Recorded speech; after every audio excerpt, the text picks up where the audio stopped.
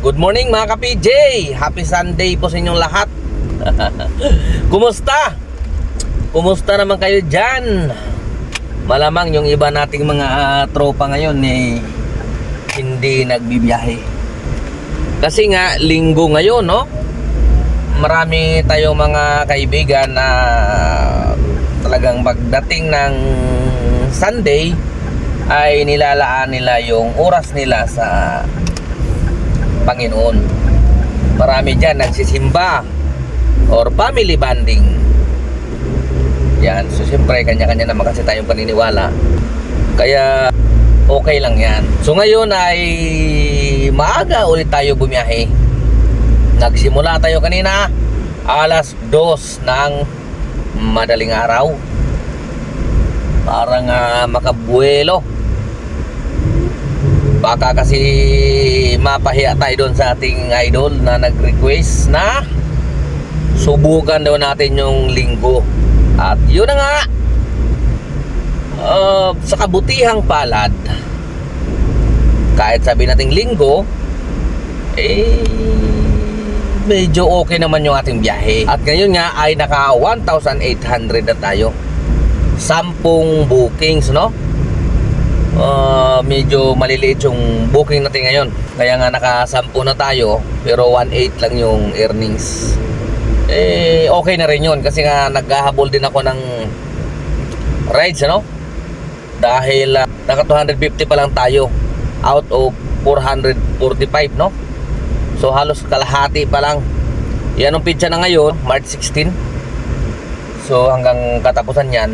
Pero tingin ko kaya na yan. Baka mayroon pa tayong natitirang 14 days. O kung may 31 ngayon, 15 days, no? So ipagpalagay na lang natin na 20 rides sa isang araw. Sa 5 araw, 100. Sa 10, 200. Kaya na. Basta kailangan minimum natin sa isang araw ay 20. Okay? Sana wala nang magiging problema sa mga biyahe natin. Yun lang naman ang problema kapag nagkaroon ng aberya. Bawa yung nasiraan, diba? Tulad naman ng ara, sunod-sunod yung paggawa natin, no? Kaya naman talaga matagal tayo nakaipon ng rides. Panay paggawa panay uwi So yun na nga, nandito na ako sa Cubao ngayon. At tanong oras na ay alas 6:12 na, no? Kailangan ko na munang unahin yung kalusugan. Almusal na muna tayo. Dahil dyan tayo kumukuha ng lakas. Pag kailangan kalusugan muna. Okay? Dyan lang kayo at i-update ko ulit kayo mamaya. Okay?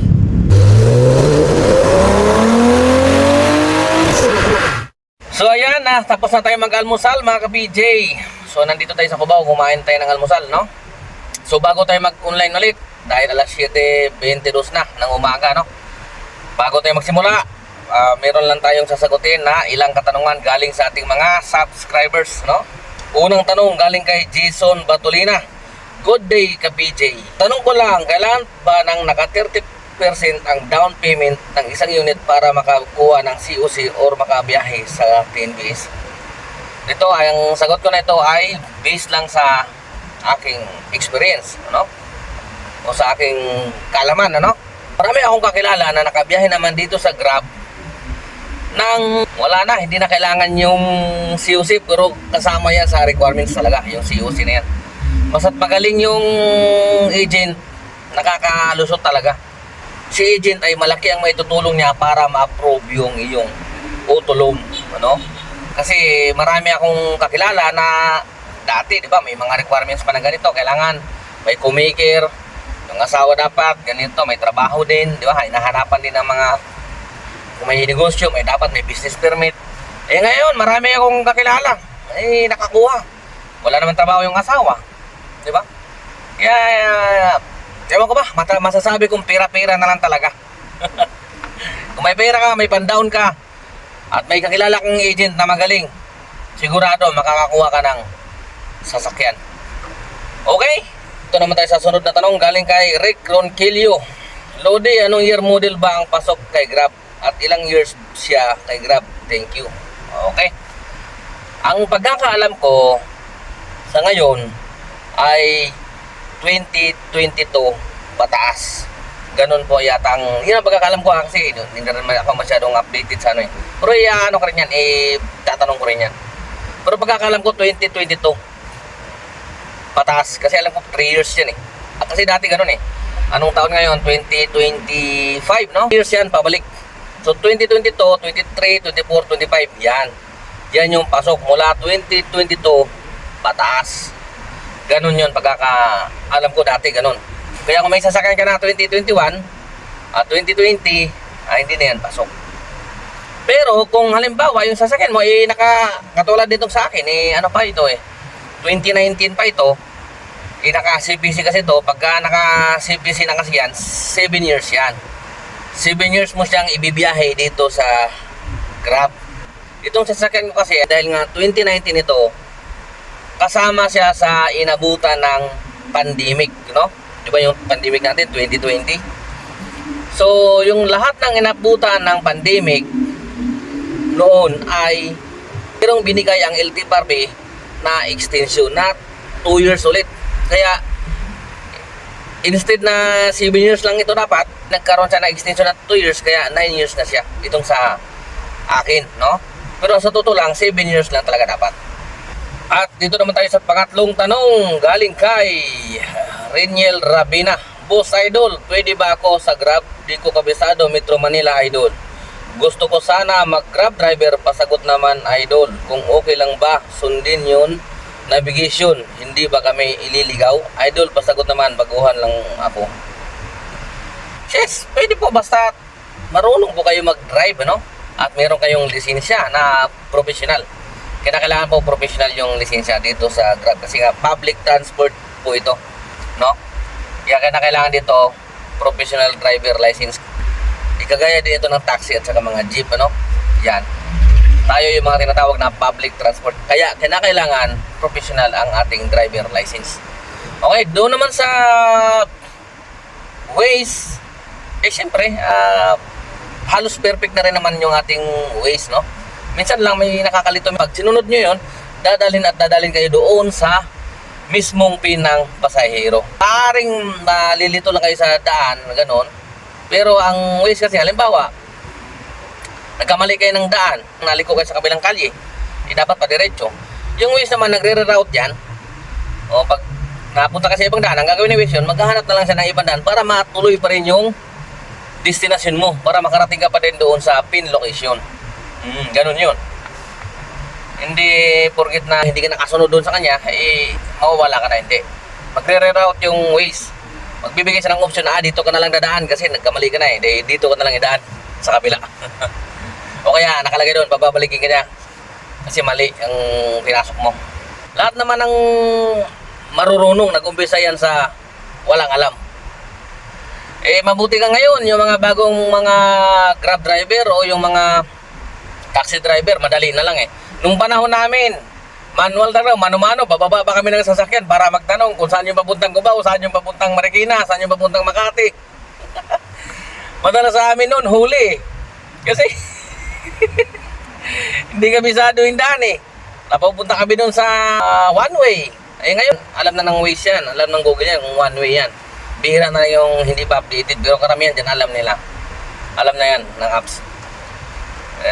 Samantalang kami noon, unang biyahe ko halos maghapon, lahat ng nagturo sa akin sa daan, pasahero lang. Sabi ko sa pasahero, kabisado niyo po ba yung daan? Sabi ng pasahero, ay hindi, kaya nga po kami nagtaxi. Ay, pasensya na po kayo, hindi ko rin po alam, hindi ko na isasakayan kasi naman ikot kami ng ikot na hindi kami makakarating doon sa pupuntahan niya. Lalaki lang ng lalaki yung bill niya, kaya hindi ko sinasakayan. Kaya pagka para na pasahero at sasakay, ang bungad ko kagad dyan, kabisado niyo po ba yung daan? Pag hindi, ay sorry na lang po. Kaya nakakaranas kami noon nang nagagalit yung pasahero. Ano ba yan? Ang tanga-tanga naman ng driver na yun. Meron ba dyan yung, kabisado ko yung daan. Sabi nung pasahero, nung nandun na kami, nagkaligaw-ligaw, nagalit sa akin. Sabi ko nga po sa inyo, tinatanong ko nga po kayo kung alam niyo yung daan Sabi nyo, alam nyo, turo nyo lang. Ngayon ako sisihin nyo. Laki na ng metro. Ay, nakakaranas kami ng ano, ayaw magbayad. Kunwari, 300 na yung metro. Babayaran lang sa'yo, 200 lang. Kasi sabi niya, binabayaran ko doon, 150 lang eh. Wala magawa eh. Ganun talaga eh. Makipag-away ka pa dahil lang dyan. Di ba? Marami kaming karanasan na grabe talaga noon nung hindi pa uso yung Waze. Kaya maswerte yung mga bago ngayon. Medyo madali na lang. At saka nga doon sa mga nangangamba na natatakot sila kasi hold up, karnap, sa Grab. Yung mga yan, lalong-lalo kung nandito ka sa Grab at booking yan, parang bihira. Parang ano na lang yan, tsamba na lang yan kung may mangyaring gano'n. Kung meron man yan, mangyari, katulad nung sinasabi ko sa inyo, yun yung nanakaw yung cellphone, yun, ginagamit yung apps ng Grab. Pinang-book, yan, pwedeng mangyari yun. Pero, tsamba lang yun, kumbaga. Pero halos safe naman na dito sa Grab sa ngayon. Okay? At saka malayong-malayo na sa taxi. Hindi katulad nung mga taxi nung araw, talagang medyo nakakatakot dahil wala ang pagkakakilanlan yung mga pasahero, hindi mo kilala, no? Ano yung pangalan niya? Kung saan siya. Kasi kung saan lang siya bababa, paparal lang siya kung saan niya gusto, di ba? Eh yun ngayon, makabago na. May address na dyan, kompleto, di ba? Yung pag-pick up niya at saka pag-drop off, may mga CCTV na rin ngayon. Okay? Tapos yung mga sasakyan natin, may mga dashcam na. Kaya importante, may dashcam tayo, lalo sa loob. Yung sa akin nga, nasira. Kailangan ko bang bumili ng bago. Tapos may GPS na. Bukod doon, mayroon na tayong Live 360, no? Sa apps, no? Ginagamit namin yan sa grupo namin. Kaya yung mga tropa namin na monitor namin kung nasaan sila. Kaya importante yun, meron tayong grupo. Kasi malaking bagay din yan. Pag meron tayong hindi magandang pakiramdam sa ating pasahero, no, nakakapag-timbre tayo sa tropa na tapos mag-send natin yung location natin or na ano namin, na monitor namin sa Live 360 kung nasan siya. Pwedeng merong unit na malapit doon, may tropa doon na malapit. Medyo ano na yun, didikatan na ng konti para kung sakaling may nangyaring hindi maganda, may makakita. Malaking bagay lalo sa mga panggabi. Share ko na rin, no? Kaya ako talaga, simula noon nung nag-taxi pa lang ako, gusto ko talaga na lumabas ng alas 12 ng gabi, alauna, alas 2, ganyan. Kasi bagong labas ka pa lang eh. Ang katuwiran ko noon, nung taxi driver pa lang ako, mga holdaver kasi, yung mga ganon, yung mga, may mga balak, ano yan, madalas gumagawa sila sa mga ganong oras. Alas 12, alauna, alas 2, alas 3, ganyan. Siyempre, bagong labas ka. Pag may pumara sa'yo, nakita naman ng masasamang loob na, uy, bagong ligo to. Kita mo, bagong labas to, ang linis pa ng sasakyan. Tapos nakita na, full bar pa yung gasolina, punong-puno pa. Tapos pag in-interview ka, matik ka sasabihin mo, kakalabas ko lang. Unang pasahero pa lang kayo. Doon pa lang mag-aalangan na siya, uy, wala pang pera to. Wala pang pera to, kakakalabas lang. Ganun talaga sasabihin mo kahit medyo nagtiwala na kayo sa pasahero. Kailangan palabasin mo sa kanya na bagong labas ka lang. Full tank pa yung gas mo. Di ba? Hindi katulad nung halatang-halata ka na ng mga masasamang loob na, uy, sigurado, kahapon ba ito bumibiyahe, pagod na. Puyat na puyat eh. Marami ng pira to. Tsaka may mga kwento sa mga tropa na kinakabahan daw siya kasi pasahero daw niya. Siyempre, minsan yung mga pasahero makwento yun, di ba? Kwento daw yung pasahero niya na, Brad, pero ka bang alam na makukuhanan ng sasakyan, yung hindi na nahuhulugan, bibiling ko. Ako nang bahala mag-ayos ng papilis yan.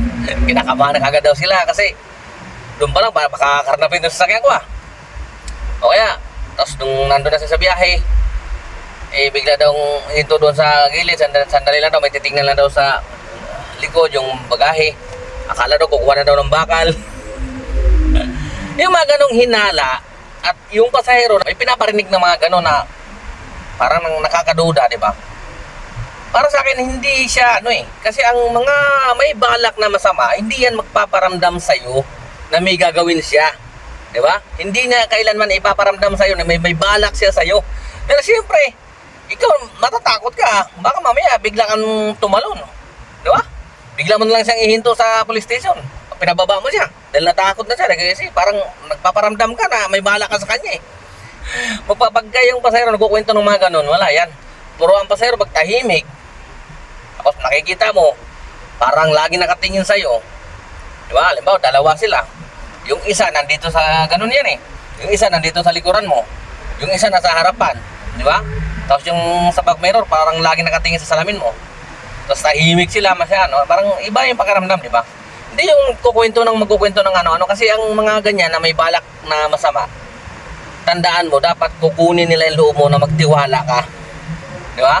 Kailangan kukwentuhan ka nila na magtitiwala ka sa kanila, hindi para matakot ka. Di ba? Yung tulad ng kwento ng tropa ko na ganyan daw, grabe daw, hindi na raw siya mapakali, pinawisan na raw sa malamig. Kasi nga, kwento ng mga gano'n. Hindi yan magpaparamdam ng gano'n kung may balak sa'yo, sigurado yan. Kasi alam niya may ano ka may pagkakataon ka pang huwag tumuloy sa biyahe. Ay, hindi sir, hindi na ako tutuloy kasi ano po, di ba? Ang style ng driver dyan, hinto ka agad sa police station yan kung saan malapit. Sabay baba, ay sir, hindi na ako tutuloy, pasensya kayo, gano'n. Hindi natakot pwede nang sabihin nun sa police parang may bahala ko kayo sa akin, nagpuro kwento nyo, ganito, di ba? Ang mga gano'n, tahimik lang yan. O kaya, magkukwento sa'yo ng magagandang bagay para makuha nila yung tiwala mo. Ako, hindi pa ako naka-experience na gano'n, pero karamihan sa mga kwento na naka-experience talaga actual na nangyari sa kanila, no? Kinuha mo ng tiwala, kaya tiwala na raw sila. May dinaanan sa ganito, okay lang kasi ganyan, tiwala mabait Inabutan na kagad ng bayad, di ba? Binigyan kagad ng malaking pera, yung gano'n yun, dapat ganyan, magdududa ka. Kasi kinukuha ang loob mo dyan. Di ba? Pero yung sa umpisa pa lang, nakakatakot na yung kwento. Tinanong pa raw siya, nakaranas ka na ba ng hold up? Hindi na magaganon yung may balak sa'yo. Lalo kang matatakot. Gaya ko kung gano'n ang igaano sa akin, di ba? Baka ihinto ko sa police station, sabay baba na ako siya. Baba na lang ako kayo. Hindi ko na nga hinto muli. Binibigyan mo yung driver ng pagkakataon na makaiwan. Ganun yun. Tsaka dito sa Grab, kung medyo delikado sa taxi, dito sa Grab medyo safe ko dito. Yan, sigurado ako dyan. Mas safe dito compared dyan sa taxi. Kasi taxi, papara lang yan kung saan di ba? Ito may pin, may pick up at saka drop off yan. Yung history niyan. Tsaka ngayon may mga CCTV na. Pero na lang kung dinala ka sa mga liblib talaga ng lugar. Yan, medyo tagilid talaga. Di ba? So yun lang, na-share ko lang sa inyo. Okay na matatakot. Dasal lang, dasal. Kahit saan naman tayo, kahit hindi tayo magdadrive ng Grab or taxi dyan, kung talagang tinamaan tayo ng hindi maganda, di ba? Tatamaan talaga. Ganun yan Kaya dyan, naglalakad ka lang dyan, hinintuan ka ng nakamotor, di ba? Tinutukan ka. May mga ganun. Nag-withdraw lang dyan sa bangko, paglabas, sinabangan, di ba? Mga ganun. Dasal lang talaga, yun lang ang ating sandata sa araw-araw. Kahit saan tayo magpunta. Okay? So yan mga ka-PJ, ang oras natin ay alas 3:35 at magsisimula pa lang ulit tayong bumiyahe. Dahil nga kanina nakapaghatid tayo dito sa Valenzuela, malapit sa amin. Kaya yun, napagdesisyonan ko na umuwi na lang muna at dito na magtanghalian. Tsaka makapagpaligo na rin ng konti. Kailangan din kailangan makapagpahinga. Ang ganda na sana ng biyahe natin kanina kulang-kulang 4,000 na. Kaso wala pag napauwi talaga sa Valenzuela, sarap talaga maghiga-higa muna Bali okay lang yan, di ba? Para makabawi tayo sa pagod.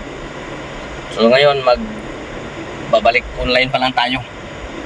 Okay? Ayun ang oras natin ay alas 3:38 na. Naka 3,986 na sana tayo. Ito yung huling biyahe natin alas 12:46 16 na booking ngayon alas 3 na 38 wala napauwi tayo, napalapit tayo sa bahay. Alam mo naman tayo pag naamoy na yung bahay, gusto talagang umuwi. Di bale kaya pang bumawi to, kulang-kulang 4,000 naman na yan maya-maya lang 5,000 na yan. Okay, so dito tayo magsisimula ulit ng online ngayon sa Valenzuela. Sana batuhan kagad tayo papunta naman ng airport o kaya Makati. Alright. So, tara. Back to Bravo na tayo mga ka-PJ. Let's go! So ayan, ang oras natin ay alas 8:18 at ang earnings natin ay 5,715. Medyo mababa yung earnings natin ngayon. Hindi umabot ng 6, dapat aabot yan mga 7. Kung hindi tayo nagpahinga kanina sa bahay, wala, nauwi tayo Tapos nadikit sa upuan, sa higaan, nagigahiga ang tamad. Meral na naman yung pagkatamad mga kaibigan. Doon siya nag-request, sir, ito yung araw ng linggo. Yan, so yan maganda naman yung biyahe. Kung hindi nga lang ako nagpahinga, sigurado aabutin niya ng 7,000 o kaya lang nagpahinga tayo, siyempre mas masarap magpahinga Di bali ng tamad, hindi naman pagod. At naka 20 na bookings lang tayo, no? Okay. So, yan, patunay yan na pag-araw ng linggo, maganda naman ang biyahe. Basta matyaga ka lang. Tapos tingnan natin yung ating KGR, no? Naku, 260 pa. Out of 445. Sana makakaya natin to. Mag 20 rides lang yan araw-araw, kayang-kaya yan. Okay? So ayan, hanggang dito na lang muna tayo ulit mga ka-PJ. Maraming salamat doon sa nag-request, no? I-try ko raw yung araw ng linggo. Si Idol, kababayan, Bisaya. Domingo daw, mukunin na tumal. Sige, nakita mo naman, linggo, maganda pa rin naman ang biyahe niyan. Kasi alam nyo bakit marami dyan namamasyal at walang traffic, di ba? Yun ang kagandahan pag linggo kasi wala siyang traffic, mabilis mo lang mahatid yung pasahero mo. Tapos matipid siya sa gas dahil nga walang traffic, ano? At yun. Basta ano lang naman, tsaga-tsaga lang talaga. So hindi na ako magtatagal, medyo inaantok na. Dahil nga kahit umuwi ako kanina, hindi naman ako nakatulog Wala, ano lang, kukuya-kuya-kuy lang sa bahay kahit umuwi. Kaya medyo antok na. Kailangan ko nang magpahinga at bukas ulit, back tayo Lunes. So maraming salamat muli, ka-PJ nyo. Temporary signing off. Adios sa inyo lahat. Ingat.